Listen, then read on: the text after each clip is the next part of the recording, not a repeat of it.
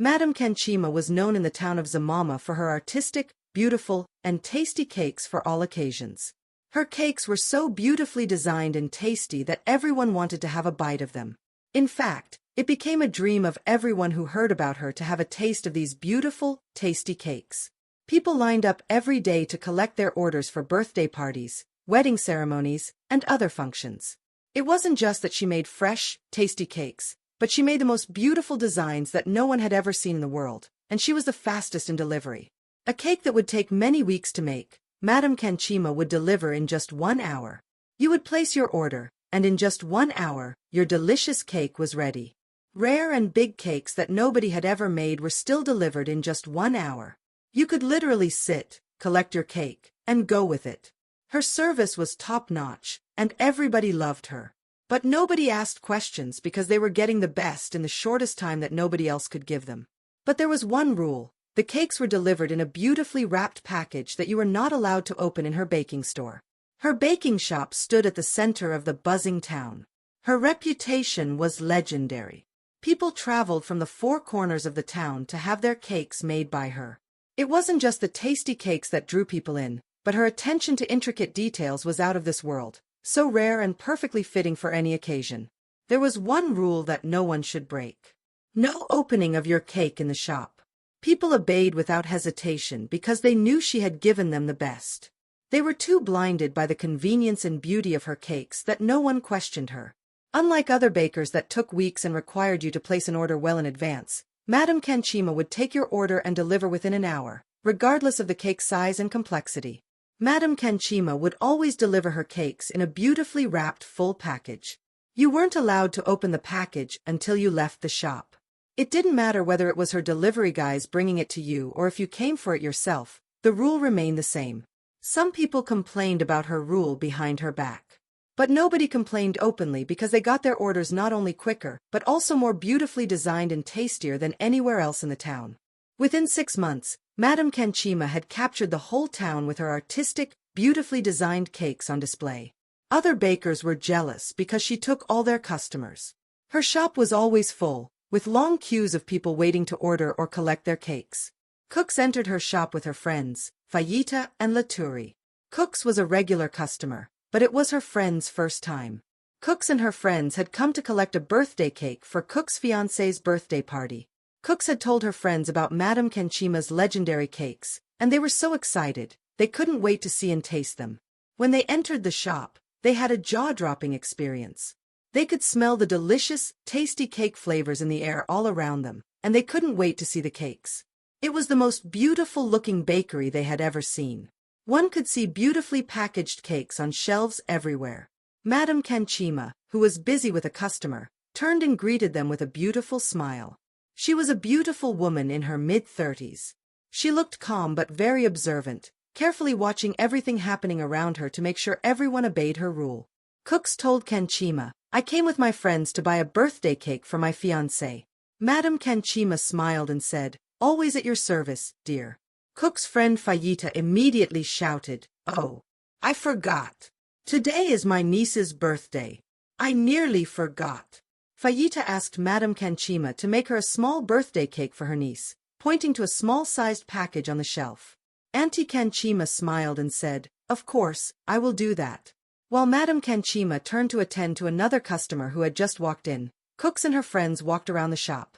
They looked through the glass displays at the beautifully wrapped cakes, admiring the designs on the packages. In less than 1 hour, the birthday cakes were ready. Madame Kanchima brought Fayita's order first.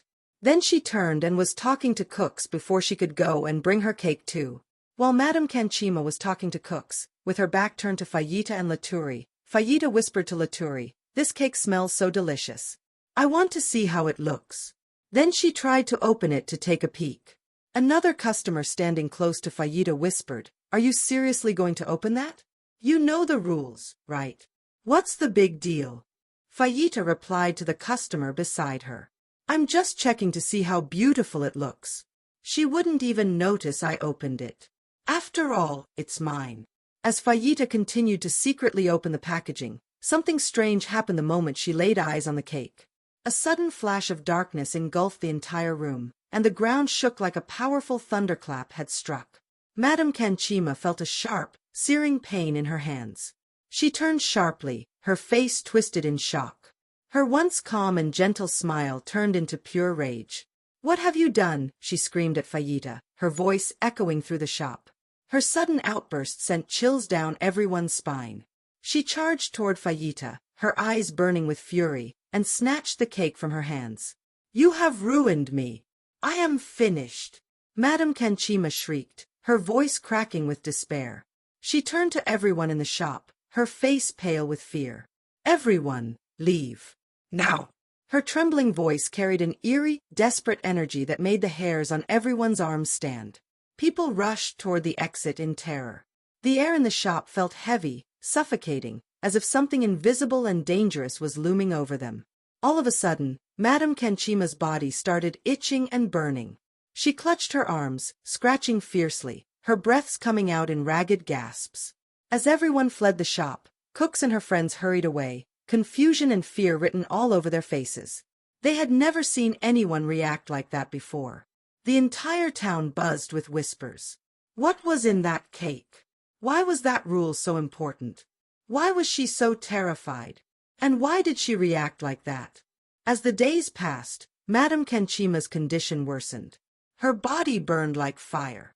The itching grew unbearable. And then, something even stranger happened. Her skin began to break out in ugly, painful boils. Her body trembled, shaking uncontrollably. She could no longer make cakes like she used to. Desperate, she handed the bakery over to one of her workers. But everything changed. Customers placed orders, and instead of getting their cakes in 1 hour, they had to wait weeks. Some orders were never completed at all. And when the cakes finally arrived, they tasted awful.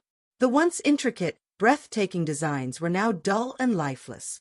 The news spread like wildfire across the town. People whispered in secret corners, their voices hushed with fear. "Have you heard what happened to Madame Kanchima? She is cursed. Her body is full of boils, and her shop is empty." One by one, customers stopped coming.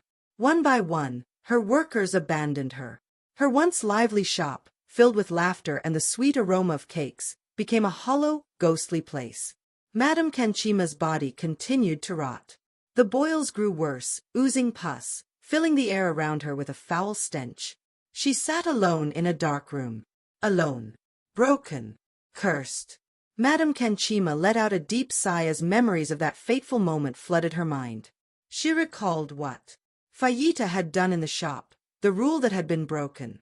Years ago, before she became the legendary cake maker of Zamama, she had been nothing more than a struggling young baker in the town. Her shop had been small, hidden in a quiet corner where few customers passed. She baked tirelessly, but no one seemed interested in her cakes. The little she earned was barely enough to pay rent. Her debts piled up. She could barely afford a meal a day. The weight of failure crushed her shoulders. She needed a miracle. Desperation clawed at her, pushing her toward a decision she had once feared. She traveled back to her hometown, back to the river that flowed through the sacred land of her ancestors. There, in the depths of the waters, lived the river goddess, the one who granted impossible wishes, for a price. Madame Kanchima knelt by the water, her heart pounding. "I want to be the best cake maker in the whole town," she whispered, her voice trembling. "I want the power to create cakes no one has ever seen. Cakes so beautiful and rare that people will travel from far and wide just to taste them." The river stirred. The water glowed under the moonlight. And then the goddess spoke. Her voice was like the wind, soft yet powerful. "Your wish is granted," the goddess said. Madame Kanchima's heart leaped. "But there is one rule," the goddess continued. Her voice turned sharp, like a blade cutting through the night. "No one must ever open the cake in your shop." Madame Kanchima hesitated for a moment, but then she nodded. She didn't care about the rule.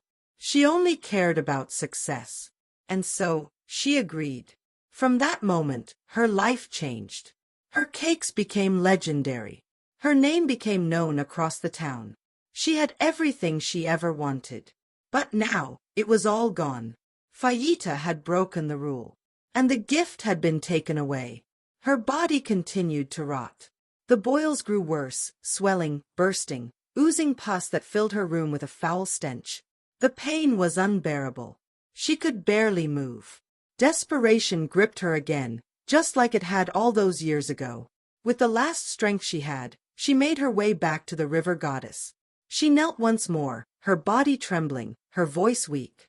"Please, undo this curse. I beg you." But the goddess was silent. Madame Kanchima's heart pounded in fear. Then, the goddess finally spoke. "The price has been paid." Her voice was cold, final. "There is no way out." Tears streamed down Madame Kanchima's face. She had lost everything. Defeated, she returned to the town, locking herself away in her empty room.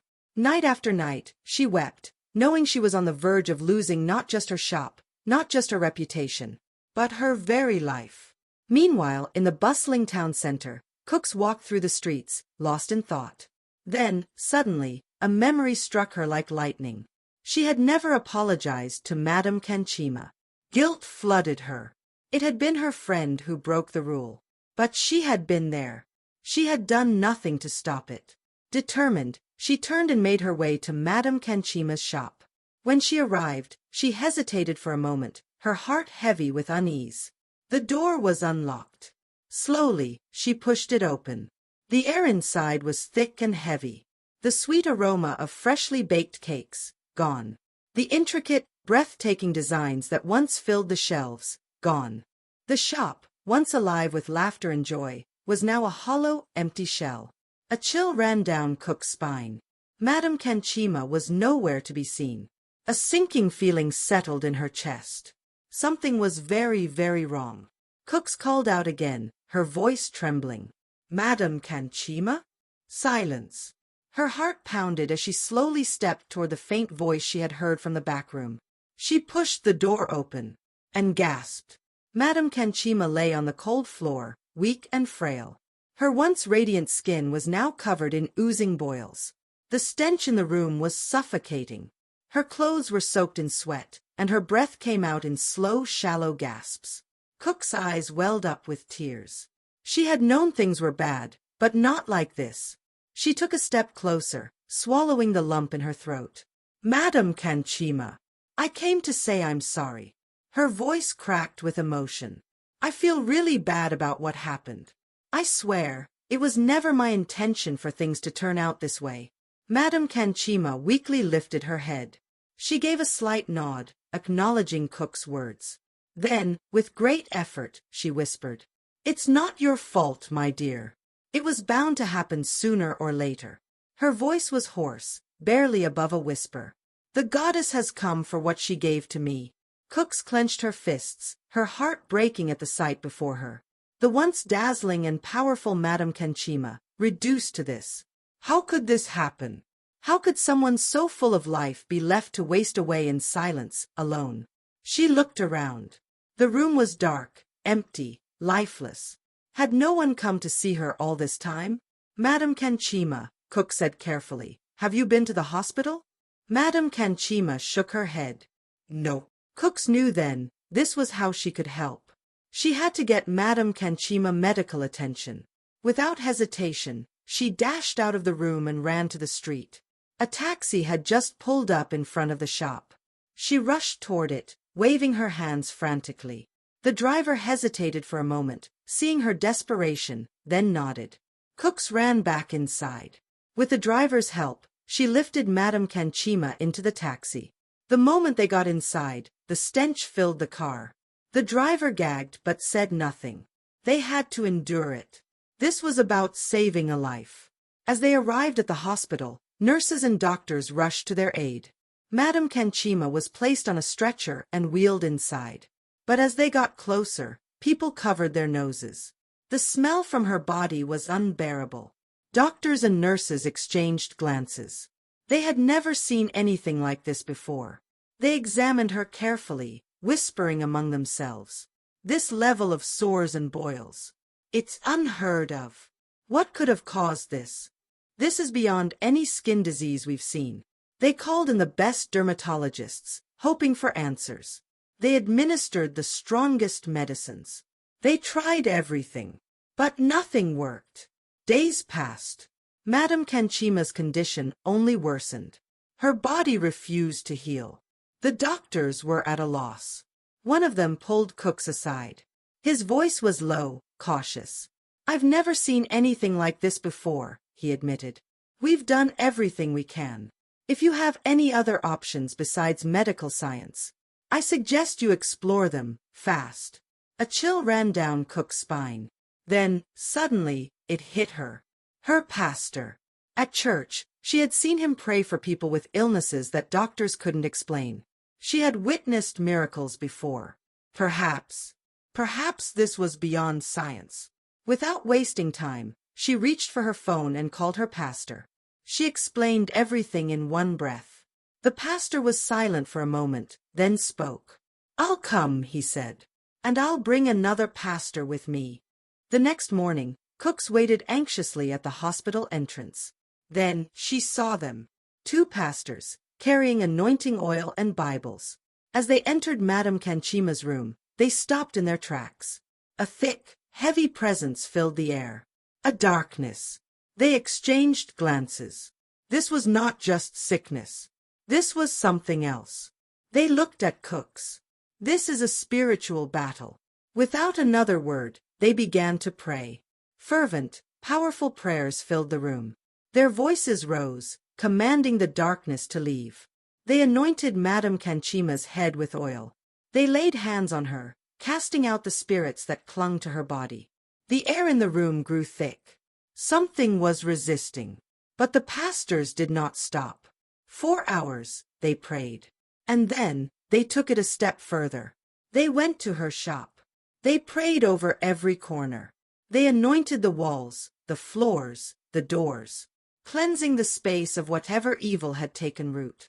The battle was not yet over. But something was shifting. Something was about to change. The next day, the doctors were astonished. Madame Kanchima's condition had taken a remarkable turn.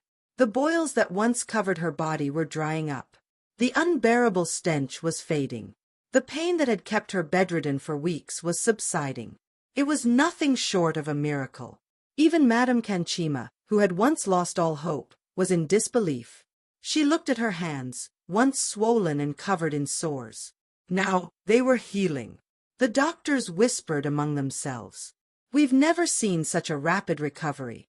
She should have been in pain for months, yet she's healing in days." They knew this was beyond medical science. Within a week, Madame Kanchima had fully recovered. The curse was gone. The darkness that once clung to her had been lifted. For the first time in a long time, she felt free. With tears in her eyes, she turned to Cooks. "I want to give my life to Christ," she said. Cooks smiled. She took Madame Kanchima to her pastor. There, in the presence of the congregation, she was baptized. She accepted Christ as her Lord and Savior. A fresh start. A new beginning. Days after her baptism, Cook sat down with Madame Kanchima. "You should reopen the shop," she suggested. Madame Kanchima hesitated. "I'm not sure about that anymore," she admitted. "After all that's happened, who would buy from me again?" She lowered her gaze. The shame of the past still clung to her heart. Cooks understood her fear. But she wasn't ready to let Madame Kanchima give up so easily. "Let me help you," Cooks said, determination in her voice. "I'll step in as the new owner, and you can work alongside me." Madame Kanchima looked at her, surprised. "We'll show people that the shop is safe. No more rules. Customers can open their cakes and check them before they leave." Madame Kanchima was still hesitant. But Cook's persistence broke through her doubts. Finally, she agreed. With Cooks now in charge, they worked together to bring back the old customers. Cooks reached out to her friends. She told them the plan, and they were eager to help. Together, they spread the word. The shop was safe. There were no more rules. Everything was new. And this time, no darkness lingered in the walls. The shop reopened with a fresh look. Bright, welcoming, and more beautiful than before. At first, customers were cautious. Some hesitated at the door, unsure if they could trust the shop again. But Cooks and her friends reassured them. One by one, people returned. To their surprise, Madame Kanchima could still bake the most delicious cakes with intricate designs. She had feared that without the goddess power, she would lose her talent. But she hadn't. The skill was still in her hands. The difference was that this time, it came from her heart, not a dark bargain. She now took her time, crafting each cake with care. Customers didn't mind waiting a few extra days. Because they knew. Nowhere else in town could they find cakes like hers. Business flourished once again. They hired more workers. The shop expanded. Madame Kanchima deepened her faith in God.